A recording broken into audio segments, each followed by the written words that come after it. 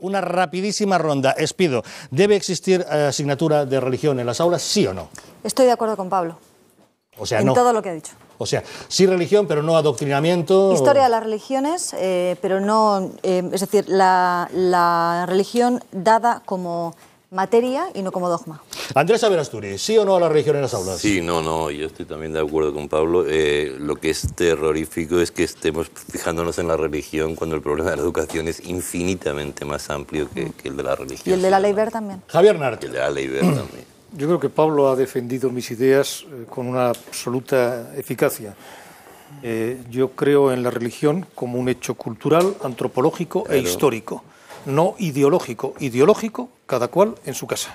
Gabriel Albiac. No, bajo ningún concepto. La enseñanza de una religión, la que sea, debe producirse en el ámbito de la Iglesia a la cual pertenezcan la familia de los niños en cuestión. Guillermo Rocafort. Es el modelo de la... Yo creo que sí, porque España es una nación católica desde la época de Hercadero.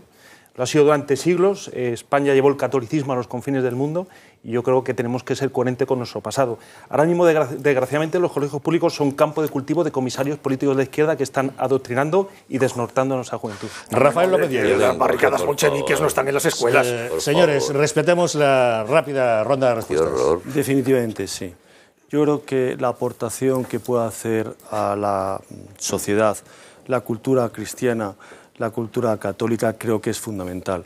Creo que no es una aportación política, creo que no es un adoctrinamiento, creo que es una cultura imprescindible y es un avance en la civilización. Son las opiniones de nuestra mesa, las que más nos interesan son las suyas. De momento, a la encuesta que les hemos planteado en nuestro gatómetro de hoy, como ven, nos están contestando un 74,7% que sí a la religión en las aulas, un 25,3% que no.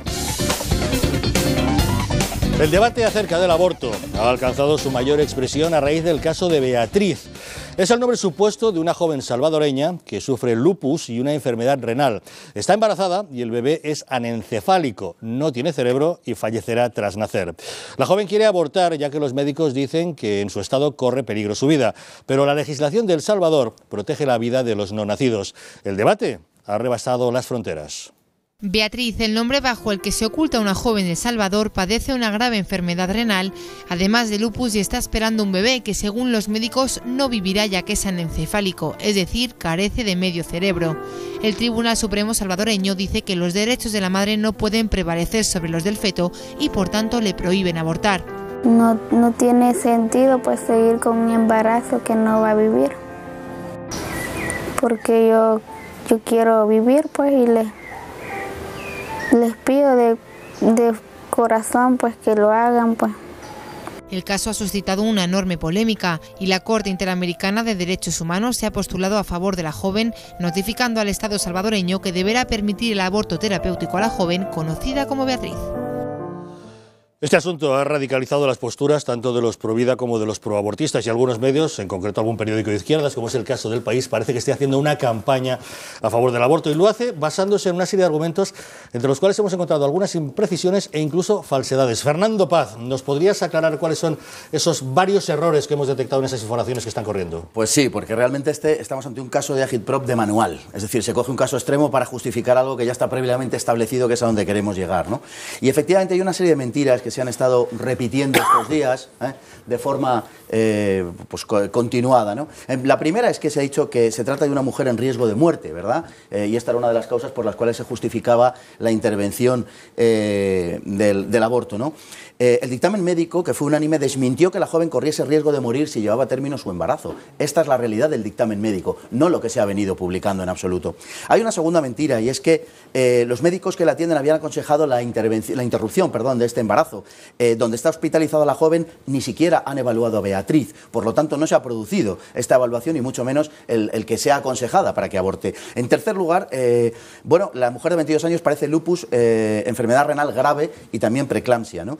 El lupus que padece está inactivo y no existe evidencia clínica de una insuficiencia renal que ponga en peligro la vida de la paciente. Es decir, las mentiras ya se van acumulando y van adquiriendo una altura determinada. En cuarto lugar, se ha dicho que el feto tiene anencefalia, es decir, que carece por completo de de cerebro, lo cual no es enteramente cierto. Carece de una parte del cerebro, pero no completamente de todo el cerebro. Bien, es una precisión en todo caso que hay que hacer, porque es una mentira tal y como ha sido publicado. La quinta mentira es que la petición del aborto cuenta con el apoyo de la comunidad médica, cuando en realidad el Instituto de Medicina Legal de El Salvador ha sido unánime al rechazar el aborto.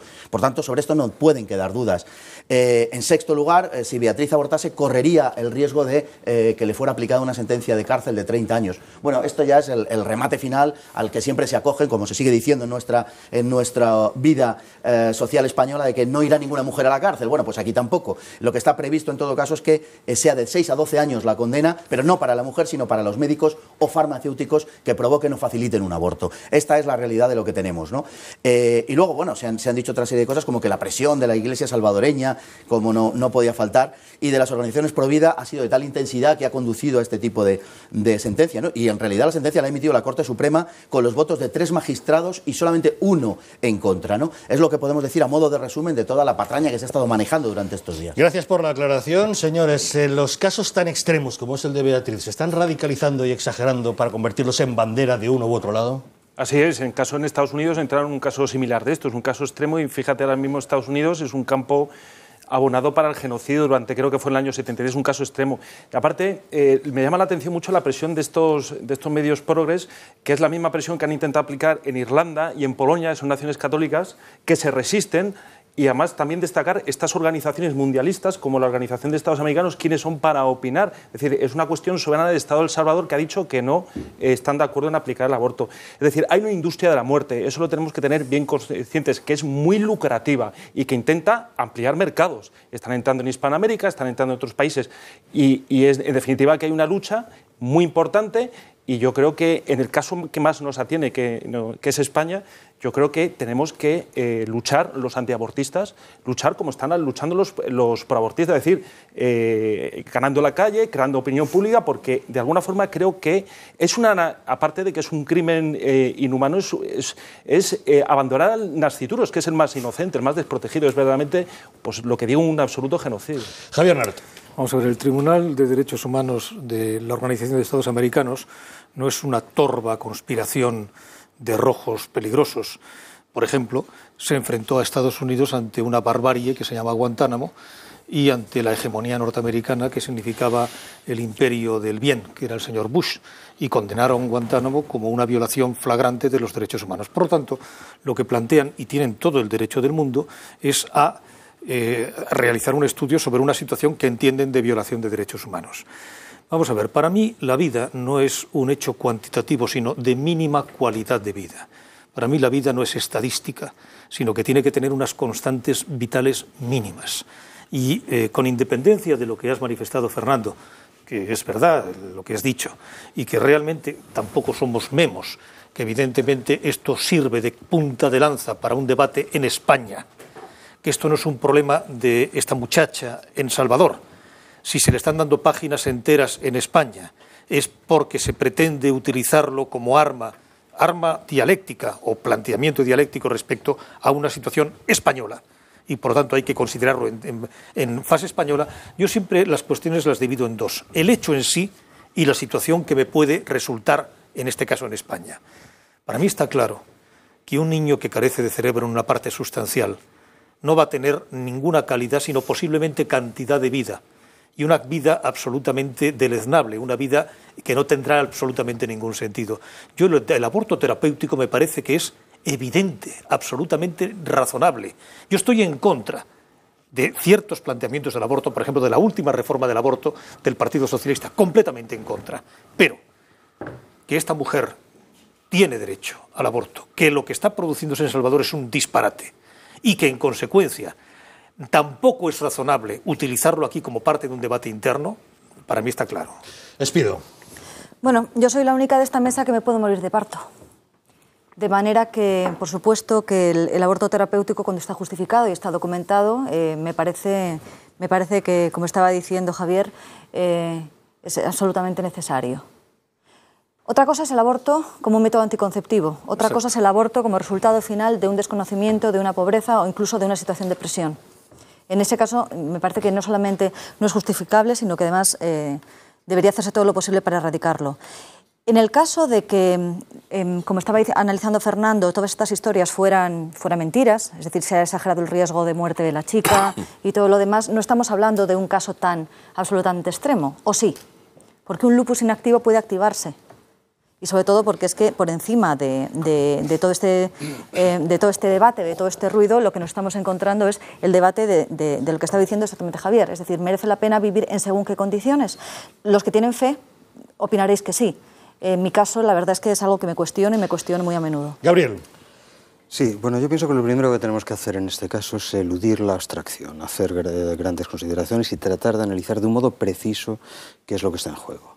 Yo, naturalmente, como soy un ignorante en materia médica, lo que hice esta mañana fue hablar con un buen amigo mío, que es probablemente uno de los mejores médicos en ejercicio en Madrid en estos momentos. La pregunta era muy sencilla. ¿Existe la posibilidad de supervivencia de una criatura con el estado anencefálico registrado en este caso? La respuesta no es ni siquiera, Javier, que va a tener una vida detestable o mala. Es que no existe la posibilidad de supervivencia. Ese niño no puede nacer vivo. ¿De qué diablos estamos? Punto cerrado. Andrés. Claro. Hombre, yo tengo bastantes motivos personales para tener muchos problemas particulares sobre el tema del aborto. Y evidentemente lo que ha dicho ahora mismo Gabriel es algo que es evidente, ¿no? Es decir, no estamos hablando de una posibilidad vital, no estamos hablando de un problema moral, no estamos hablando de un problema religioso, estamos hablando de un problema científico. Este chiquillo, si naciera, no nacería muerto o moriría a nada más nacer, y ya está. Entonces es que yo no veo la duda. La utilización de todo esto... ¿y la madre? A mí, y la madre, por supuesto. La utilización derrochar de todo salud parece esto que no por unos derrocha. medios o por otros, tanto por un lado o por el otro, pues allá ellos. Yo, desde el principio que suscitó la historia del aborto, cada vez tengo menos opinión, cada vez me encuentro con más razones para una cosa y con más razones para la otra, y al final creo que debe ser, supongo que la madre, no lo sé, la madre asistida y ayudada y con un consejo médico y todo más, la que tome la decisión. Me resulta muy complicado que el Estado entre a legislar cosas tan íntimas, tan personales, evidentemente evitando barbaridades, ¿no? Es decir, no se puede estar abortando a la semana 20, a la semana... Tira ahí una serie... A mí me gustaba más la ley de antes, me gustaba más la ley de plazo. No me estoy muy conforme con la ley de Gallardón, quitando el tema del cuarto supuesto famoso, pero bueno, eso ya sería retrotraernos a otra historia, ¿no? Rafael. Bueno, vamos a ver, discrepo de Gabriel, de Spiro, de Javier y demás. Estáis planteando la misma solución sin darle una oportunidad, lo cual es manifiestamente injusto. Es que no hay. Esta mujer, en ese proceso de aborto, va a sufrir un parto. Y además un parto tremendamente cruento, con consecuencias conocidas, tanto psicológicas como físicas. Va a pasar por el parto. En segundo lugar, puede nacer muerto. Demos la oportunidad de que nazca muerto. Si ha de morir, morirá a los 2 días, a los 7. Pero practicando el aborto, lo matamos ya. Le secuestramos el derecho a poder pervivir. El hecho de que esa pervivencia sea mejor o peor, cualquiera de vosotros os constituís en juez, Dios y parte, para tomar la decisión de si ha de pervivir o no pervivir, cuando es una persona, un ser independiente, con sus derechos, que desde el momento A1 y a priori se los secuestramos. Esa persona tiene todo el derecho a nacer.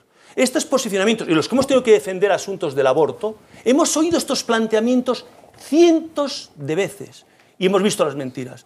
Tiene derecho a la vida. Y yo le pido a Beatriz, por favor, la fortaleza, el valor, la entereza de traer adelante. Y si tiene que ser mi 7º hijo, será mi 7º hijo en cualquier condición, sea como sea. Última reflexión, Tiene derecho Fernando. a la muerte, no derecho a la vida. Fernando, una última reflexión. Derecho a la vida. Casi en forma de